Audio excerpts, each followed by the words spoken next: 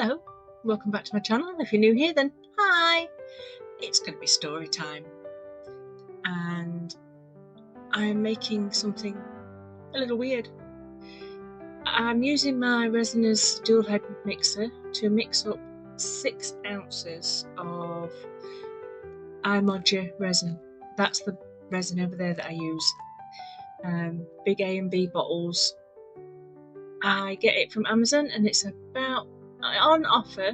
It's about 50 odd quid, and they are hefty bottles, and because I don't always just do resin, they last me quite some time.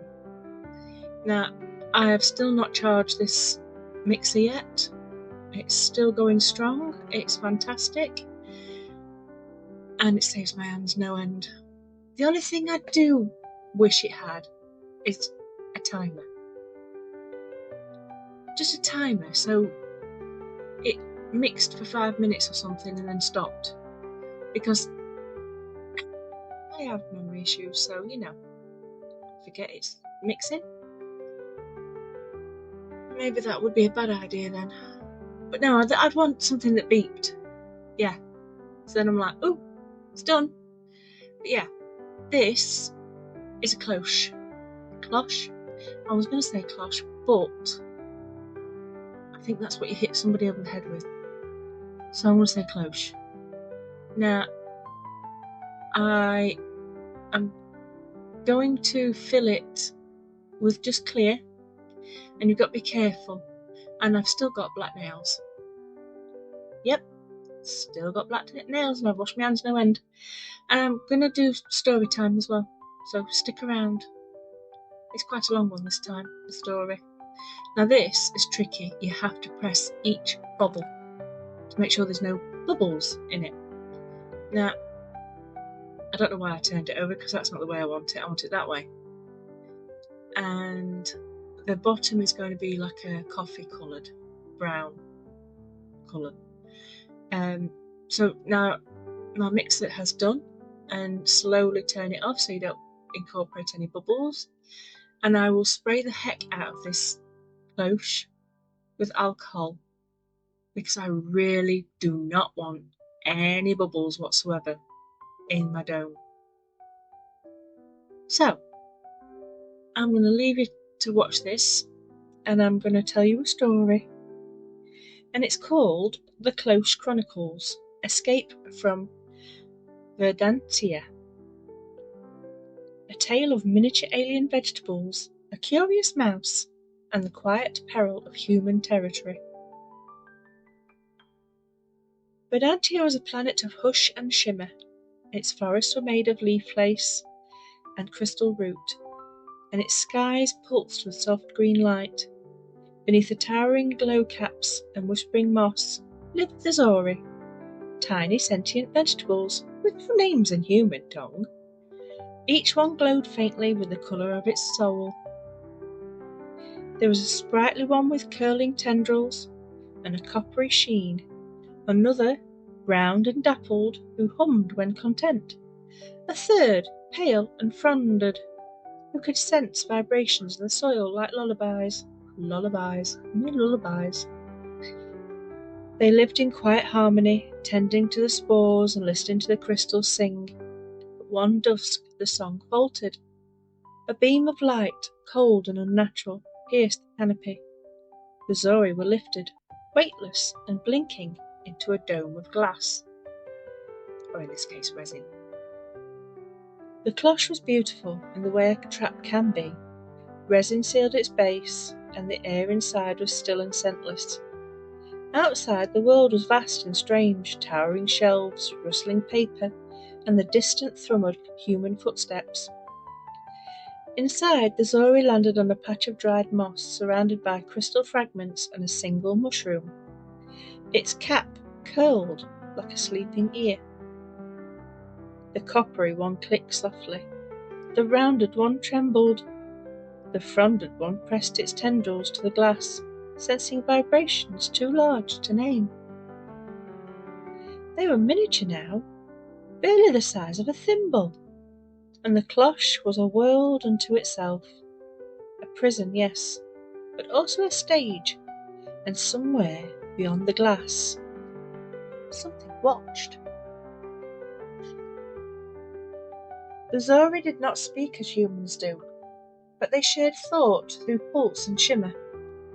The coppery one began to gather fragments, crystal shards, mushroom fibre, a thread of human hair fallen from above. They crafted a device, delicate and strange, that might dig or pry or sing. The cloche opened. It whirred faintly, then collapsed. The round one tried next, shaping a resonance tool from moss and crystal. It sang, but the glass did not yield. The fronded one traced the base, sensing a weakness, a crack, a hope. But before they could act, a shadow fell across the cloche. A nose twitched, whiskers brushed the glass. The mouse had lived in the house for many seasons. He knew the scent of cinnamon and the sound of kettle whistles. He knew which floorboards creaked and which windows let in moonlight, but he had never seen anything like the cloche. It sat on a shelf beside a stack of old books and a jar of buttons. Inside, the mouse saw movement, tiny glowing shapes, no bigger than seed pods, shifting among the moss and the crystals. He pressed his nose to the glass. The Zori froze. Coppery one pulsed a warning hue. The round one curled inward. The fronded one reached out, sensing the mouse's heartbeat through the glass. The mouse blinked. "What are you?" he whispered, though no one could hear. He returned that night when the humans slept. He climbed the shelf, paused silent, and tapped the resin base. The Zori gathered near, their colours flickering with cautious hope. The mouse spoke again, slower this time. "Are you trying to get out?" The fronded one shimmered in reply, sending a pulse through the moss. The mouse felt it, like a question, like a plea. He nodded. "I'll help." The mouse knew mushrooms. In the garden he'd watched them release spores in clouds that made the air shimmer. He'd once sneezed for an hour after sniffing a puffball. Inside the cloche the mushroom was old but still alive. The mouse tapped the glass gently, encouraging the Zori. The copper one climbed the stalk and nudged its cap. The round one placed a crystal shard beneath it. The fronded one hummed a low, steady tone. The mushroom responded. A soft glow, a tremble, then poof! A cloud of spores filled the cloche, swirling like mists in the moonlight. The mouse watched from outside, eyes wide. The fog blurred the shapes within. Humans wouldn't notice. Not yet. He tapped the resin again. "There's a crack," he whispered. "Near the base. I think you can fit." The Zori moved as one, their colours dimmed for stealth. The coppery one wedged the resonance shard into the crack. The round one pressed gently. The fronded one pulsed a rhythm that matched the mouse's heartbeat. The resin gave way with a soft click. The Zori slipped through, one by one, into the mouse's waiting paws. The mouse carried the Zori in a pouch made from the torn corner of a tea bag. It smelt faintly of bergamot and comfort. He moved swiftly, paused silent on the wooden shelf, ears twitching at every creak and sigh of the sleeping house. Below them, the humans stirred in dreams. A kettle clicked, a clock ticked. Somewhere, a cat shifted in its sleep. The mouse knew the way, through the hollow behind the bookshelf, down the curtain cord, across the windowsill where the ivy grew. The Zori watched with wide, glowing eyes. Their colours flickered with awe and fear. They passed a drawer filled with buttons and thread. The round Zori pulsed gently. Sensing the softness of the cotton, the coppery one reached out, brushing a thimble with reverence. The fronded one stayed close to the mouse's heartbeat, steady and kind. Outside, the air was cool and damp. The garden shimmered with dew. The mouse paused beneath a pot of lavender, nose twitching. "We're close," he said. The garden was not verdant, but it remembered. Mushrooms grew in clusters beneath the rose bushes. Crystals, small and dulled, lined the cracks in the paving stones. The air hummed faintly like a forgotten lullaby. The zori stirred, their colours brightened. The fronded one pulsed a rhythm that echoed through the soil. The mouse led them to a patch of moss behind the compost bin. There, hidden beneath a shard of broken tile, was a gate.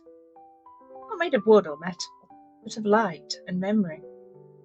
The Dantia's echo. The coppery one placed the resonant shard at its centre. The round one hummed. The fronded one reached out. The gate shimmered open. The zori turned to the mouse. No words passed between them, but the message was clear. Gratitude, deep and glowing. The mouse nodded. "Go home." Vedantia welcomed them with soft light and scent of leaf lace. The crystals sang, the mushrooms swayed. The soil pulsed with joy. The zori returned to their grove. Changed, but whole. They shared their tale through shimmer and song. The cloche became legend, a symbol of resilience, of friendship, of fog and teabags and mice. And in the quiet corners of the garden, beneath the glow caps and beside the crystal root, they built a shrine, a tiny dome of glass, filled with moss and memory. Sometimes, when the wind is just right, you can just about hear it hum. I hope you enjoyed that one. I must admit, I really enjoyed throwing ideas around, and I wanted to make something in a cloche, and I wanted to make something small, and basically that would actually fit in there, and was tiny enough to be seen, and made with clunky hands and bad eyes.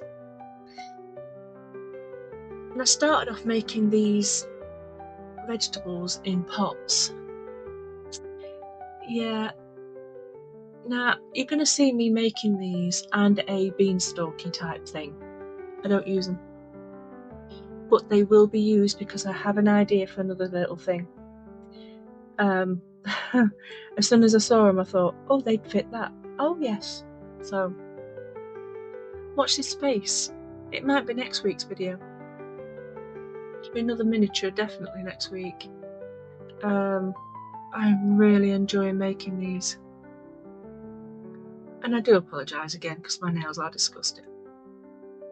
But right now my cloche is curing and I haven't put it on my heat mat, because if you put it on your heat mat it can make it cure quicker than you want it to, so then therefore it could cause bubbling issues. And it's always best with these cloches to just leave them the heck alone, walk away, don't touch. And they are a nightmare to demold, but I will show you a trick. So yeah, this is my aubergine type thing. I did do that one first and I didn't like it at all, so I ended up squishing that one. Do I squish that one? No, I don't squish that one. Thanks, cat. Just knocked stuff off my desk again. Do apologise about that. She's got monkey head on. So yes, I do use this one, but this is going to be the rounded one from the story. And as I'm making things do kind of change from the actual story, because I don't know about anybody else that creates, that once you get an idea into your head it evolves. So yeah, a lot of this is evolving as I'm doing. Now I'm cutting up this. This is all very cheap polymer clay. It's very cheap. I'm trying to use it all up. I keep saying that, but I have got a ton of it. So I'll be using very, very cheap polymer clay for a long time. So I cut it all up into little bits so I can make tiny leaves. In my head, this actual vegetable uses its leaves to move around, almost like legs. I don't know if you've seen Simpsons and them alien heads. Kind of came into my head about that, like octopus legs. That's how they kind of move. So yeah, that's the rounded one in my story. And the reason they don't have names is I really couldn't think of any. And it just made sense that they didn't have names because they're not from Earth. Especially when they are telepathic, or not so much telepathic, but they understand each other's silences, each other's music, hums, sounds. It's a speech of some sort, but not as we know it. Oh, that sounded very Star Trek-y. But yeah, I made that, and I only decided to keep that one. But I need to make 3. And I also need to make a mushroom. What else did I need to make? Bits and bobs anyway to put inside. And I make a couple of worms. I quite like the worms. I spotted that little bit of green mixed on the side. I'm thinking, oh, I like that colour mix. What I can make with that. So yeah, I make a couple of worms. Now, I have got craft knives, but I've noticed this one's the better one for me. It's got a better blade, it's bigger and more chunky to handle. Now, this is the fronded one, and his, what do I call it? Fronds, there we go, his fronds will be 2 on the floor and 2 just on the window. So I've kind of got to balance it to where I need it to be, which works out quite well, but I do have to be really careful with this polymer clay, because as soon as it gets too warm, yikes, it's terrible. It's just sticky and horrible, and I don't like it. And yeah, so sometimes I have to just leave it alone and just stop touching it. Now, I am well aware this looks rather rude. At least it did until I put the little greenery bits on the top. I do like playing. It's really nice just to sit and relax and chill and see what comes from this little ball of rubbish clay. And when I say rubbish clay, these have been mixed up because they've just been left in the bag. And sometimes mixing them up makes the colours nicer. You get like a marble effect, or you can make a new colour altogether. It's just nice. And I'm using the tin, actually, the tin lid off the actual cutters. I got the cutters out to use. Did I use them? No. Not one. I don't even know why I got them out in the first place, because they're all too big to do what I need them to do for miniatures. And I was going to put some giant leaves inside. Oh, the ideas I had to put inside this cloche were just phenomenal. But my ideas are too big for the cloche, because there ain't much room in there. Ain't mushroom in there. Get it? Mushroom? Ain't much room? Yeah, I'm not funny. I think I am, but I'm not. That was such a dad joke. JD would be proud. And if you don't know who JD is, JD Dubber on here. He's fantastic. He paints all sorts, and he's wonderful, but he doesn't know he's wonderful. So now I'm making the other little leafy bit, and it looks like a pineapple head at the minute. It's quite octopus styled with a carrot. Yeah, that's what I think. Yeah, in my head, he's a carrot that looks a bit like an octopus, but only with 4 legs. So he has to be stood near the crap in the cloche, and when I come to demould it, you will see why I needed it to be soft. There'll be 2 reasons why I needed it to be soft. Yeah, like I said, it's hell to remove, and I mean hell. Now, I'm guessing here. I'm not measuring nothing. I'm just sort of like guesstimating. And I'm like, that's stuck. What am I going to do now? So I prized it off with a knife. And that worked alright. I didn't lose much of it. Not too much of it anyway. And if you do leave some behind, you just pick it up with the next piece. And this is me putting some little bits of leaves on. And I'll put a few vines on just by rolling out my clay into little tiny sausages. Very tiny, thin, tiny sausages.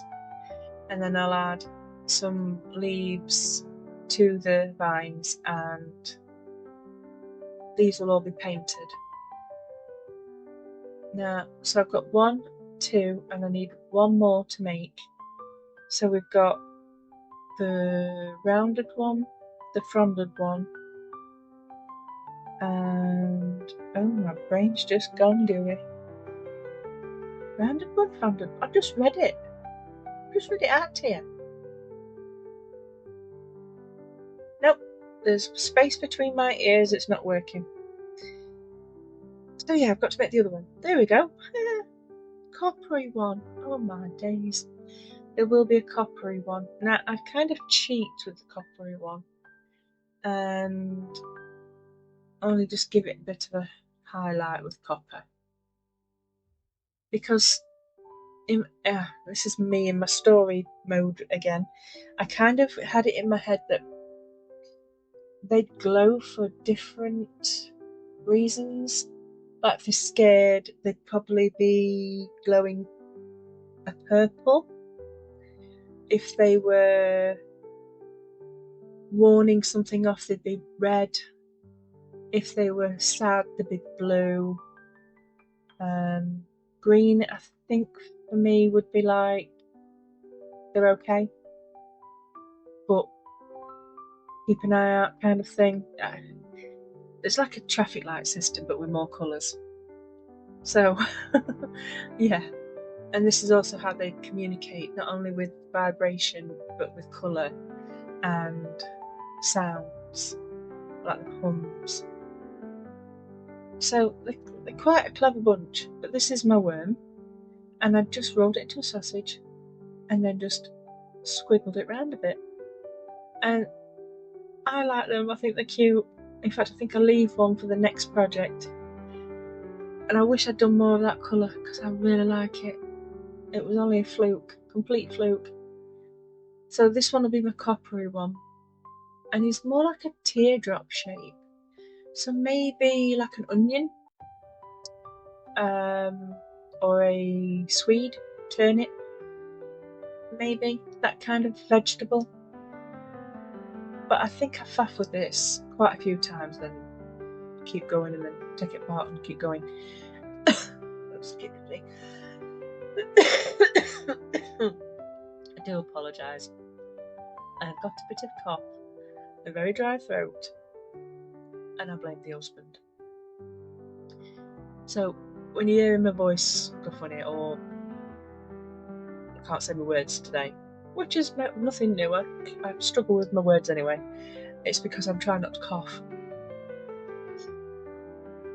And he looks a little bit shocked, which is what I wanted him to look. Because right now it's like just before the mouse comes, but they know he's there. They know something's happening. They've just woken up on this strange for them a planet. It's a planet within a cloche, and they've just woken up in there, and they're like freaking out because they don't know where they are. And so yeah, it's like saying to each other, oh my god, what's happening? What is happening? Now, I'm making another mushroom here, and I must have faffed with this mushroom a million times. I'm using a chopstick. No, here I go again, chopstick. Small, it goes into your teeth, toothpick. To get them to stand up properly. Now, when I bake them, one of them accidentally falls over. I was going to have 2 mushrooms inside. Yeah, not going to work. I just about have enough room for 1 mushroom, 3 creatures, and some moss and crystals. That's it. And the crystals are, well, one of them's quite a decent size, but there's not much room to swing a fly in it. Not that I'd want to swing a fly in it, because I really don't like them. Oh, horrible little creatures. And I've got one. It's haunting me right now. Every now and again, you'll hear nothing. Then all of a sudden, it dive bombs me. I don't know what this fly's problem is with me, but it's like, I'm gonna get her when she least expects it. Bosh. It hits me in the head, or tries to sit on my glasses. I'm like, will you just go away and die? Go away, fly, and die. I not like flies since I watched Fly, the original, 1930s, I think it is. Oh my god. And then watching the newer version where him from Jurassic Park, his name's gone out my head again. Deary me. Goldblum. Jeff Goldblum, that's him. Wow. That would creep you too. So, these are soft, as you'll see when I take this out. Now, it's an absolute pig to get out, and I've noticed the first time I did it, it's not quite cured, so it was more helpful. And I think it's cob nuts, and yeah. She also agreed it's really hard to demold, so you're better off when it's soft. So I'm using washing up liquid and water, and I can't grip it now because now it's too slimy. So I'm having to use a baby wipe to get it, and perfect, comes out a treat. And also, while it's soft, I can trim off and cut out the crack that I need. See, if you do it when it's hard, the crack could break the whole thing. So when it's soft, you can manipulate shape, and it's great. And it is as clear as a bell. Absolutely clear as a bell. That resin, I love it. I do. It's great. So now I've got to try and arrange where everything's going, and my mouse is already in there. My mouse? No, I don't do a mouse. My mushroom, there we go. My mushrooms are in cooking in the little fabulous oven that I keep mentioning because I love it. Did I say I love it? I do. I love it. And this is still soft, so I'm going to have to wait a little while for it to cure a bit more so I can actually put things on it without it dipping. Yeah, dipping. So I'm painting this one. I think this one's the coppery one. So yeah, I'm going to just highlight a bit of copper on there. It's not going to be a whole one. Because like I said, the vibrations change the colour, and they change the colour on how they feel.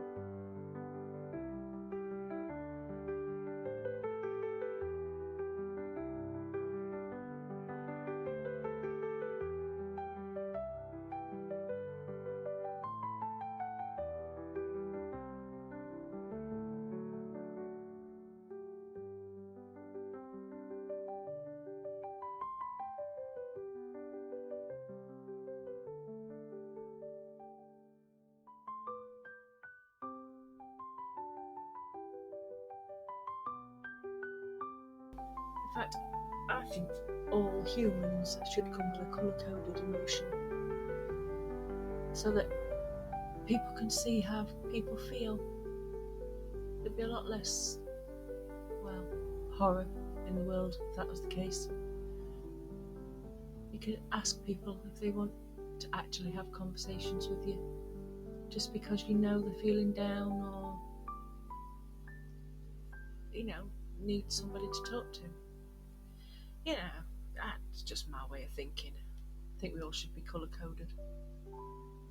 Go pink for when you're happy, go black for when you're moody, go green when things are fine, that kind of thing. Anyway, I am slapping on a lot of brown. I got rid of the other brown. That other brown was absolutely gross. No saving it. When it's gone, it's gone. I did kind of go over every little bit of it. Did I go over the leaves? Or did I leave the leaves? No, I left the leaves. No, I did not leave the leaves. Look at me. I'm waffling again. I'm not even watching properly. I'm daft. But there's a trick to this polymer clay.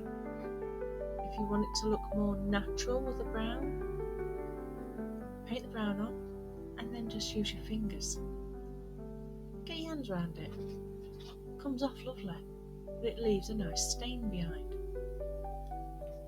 So I wanted my mushrooms to be two-toned. A brown body, stem, and a purpley, bluey coloured top. Although I paint it brown. I don't know why. I do use some of my colour shift, flash paints. Oh, it's so pretty. So very, very pretty. Now, in the story, there is a mouse. I don't make the mouse, but I wish I had, because I think it would look lovely just either sat on top of it or with his paws up against the cloche. I don't know. What do you think? Should I make a mouse? I don't even know if I should make it, if I do make one, out of polymer clay or out of that fluffy stuff that I used with the frog. Oh God, what's that called? Wool, something or other. You stab it loads of times and then stab your fingers and stab your fingers some more. Needle felt, Jesus. Right. So I don't know if I'm to make it, whether to make it out of polymer clay or needle felt. So what do you think? Should I needle felt it? Should I make one? And if so, should I needle felt it or should I polymer clay it? I'm gonna leave that for you lot to decide, because I'm in two minds what to do with it. And did you see me chuck all that paint all over? That was a waste of paint. I really should have scraped it up and put it in my pot. But I just wanted to finish this. Again, it's something I've loved doing, so I wanted it finished. Which is crazy. You'd think you'd want to take your time, but once I'm in that zone, I can't get out of it. And if you can hear scraping behind me, my rats are now deciding to tell me they want feeding. So what they do is, they take out the last skerrits in the bottom of the glass bowl and they scrape it up and down until I give in.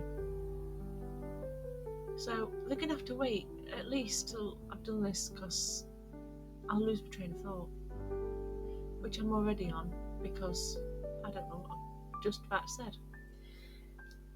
Anyway, I'm putting some highlights on my rounded one, and I'm going to add little black dots to the eyes, and I wish I had put on some little white dots as well, but I didn't. They're very black, like deep down, staring the soul black. And that one looks very scared. But it is he's scared but also excited at the same time because he knows that they're going to get out. And I use a mixture of paint and acrylic pens. I'll use anything to colour anything, and it does work a treat on these, especially when you want to just put a little highlight on something and your brushes are a bit too big and clunky, or you can't quite get the right colour that you're looking for.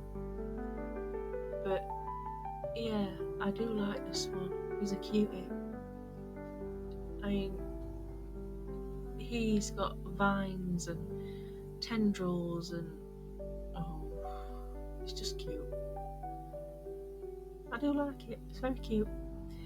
And the crystals I use, I was hunting around the market one week and they was getting rid of, it's like an aquarium, but it's for kids. In fact, you might see it in the video at some point, I don't know. Or you might have seen it on my desk.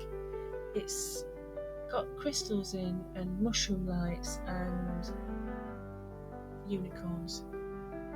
And I couldn't resist it. It was a £5, just a £5, and I'm thinking, what are those bits? And I've got spare crystals left over from it because I didn't want to use them all in there. Basically because I want to try and make some moulds out of them so I can make more. And I'll use that squishy stuff that you put together. Now this is where I'm going to be popping things together inside, and I'm going to be using my trusty super glue. I did draw a circle on top of the base just so I knew where not to put things, and this purple just gives a lovely sheen, nice colour. And these balls came in stuff that Tracy sent me. Now I have done the video for that, I've just got to do the voiceover because she sent me loads of stuff. And these balls, I think she put them in a frog. Well, I thought these would be great as mushroom spores. And yes, please like, comment and share and watch till the end because it helps us out no end, and it's free to help us that way. So that'd be great. We do need it. Everybody who makes a video needs you to like and comment at least, and watch till the end at least. If you can't do it all in one go, press pause, come back to it. Please don't dump and run. It hurts our channels. So anyway, like I said, I had drawn the circle so I knew where not to put them, and I put this one slap bang in the middle because I want to do like a triangle. Now, did I show you me cutting that actual dome? I don't think I did. Because it was soft, I could cut the crack with my scissors, and I saved the little bits that I cut off. So I make it look as though the glass is broken and fallen. And I'm like, what are you doing? Don't stick that down. Don't stick that down yet. You've got to put everything else in. So I put him on there and I got it stuck. And I realised if I didn't cut those two little leaves off, it weren't going to fit in there. I'm putting far too much stuff into far too little a place. But I needed it because of the detail of the story. It's supposed to be moss, it's supposed to be crystals, it's supposed to be 3 characters, and there's supposed to be a mushroom. I do add in the caterpillar wormy thing, and also add a mushroom on the outside. But like I said, things evolved, and I tried to glue that down and got stuck to my finger because I'm not waiting for the paint to dry as usual. Because, you know, who has that kind of patience? Certainly not me. So there's going to be some more spores and airset balls, and I'll stick them all over everywhere just to get them to look sporey like. That makes no sense. And these are the crystals. I mean, very nice crystals. And I use a couple of green ones to dot them about. And I think there's some white ones, like clear ones, I mean, not white ones. Where's my wormy thing? My wormy dealie? Oh, now I'm cleaning off the circle with some alcohol, isopropanol, and a cotton bud. Makes a treat. Brilliantly done. And here he is. And I was going to put him on the bottom, and then I realised, nah, it's got to go on top. A bit like Absalom in Alice in Wonderland. And I did all this, and guess who forgot to clean the inside of the glass? I mean, it kind of works with the story because it's supposed to be foggy. Well, you really need to be able to see everybody. And yes, I did glue that to my finger. So the inside is a little bit murky. The outside's clean. I've cleaned the outside, made it all nice and shiny. So it's not the resin, it's me being the forgetful muppet. See, I cleaned it this time, but then I started putting my hand inside, and then, yeah, it didn't stay clean. So it looks nice there. Yeah. Then I faff it some more. And also the super glue makes like a fog inside it anyway, which kind of works for me. I like that idea. So now I'm having to fix it down. It's still soft, so this works also just for this. Trying to fix it down into a right place. And the outside is actually covered with my fingerprints. So I put this mushroom on, and it fell at an angle that would make it fit the side of the cloche. And I thought that was brilliant. Happy accident, completely. And I've also got to do something with the top. Now stick around for the photos because I do an extra bit on the top because it just needed that little something. Being left bare just didn't work for me. So yeah, I have to hold this one on a bit longer, and I think I have to glue it a bit more as well. And what I'll do is I'll put some more moss around the outside edge to cover any glue mishaps.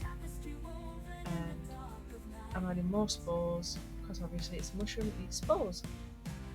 But if you like what you see, please give me a thumbs up. Thank you all for sticking around so long. I really hope you enjoyed this. If you do, let me know. Do you want me to do the mouse? Do you want me to do other stories and make things for it? I'm quite happy to take on anybody's suggestions because I'm liking this Saturday thing. I'm enjoying what I'm doing, and I hope you are too. And don't forget to check out the next video that comes up after the photos. Check out the photos because I've done a little bit extra. And thank you for watching, and I hope to see you all again next time. And bye bye. Turning darkness to a softened floor.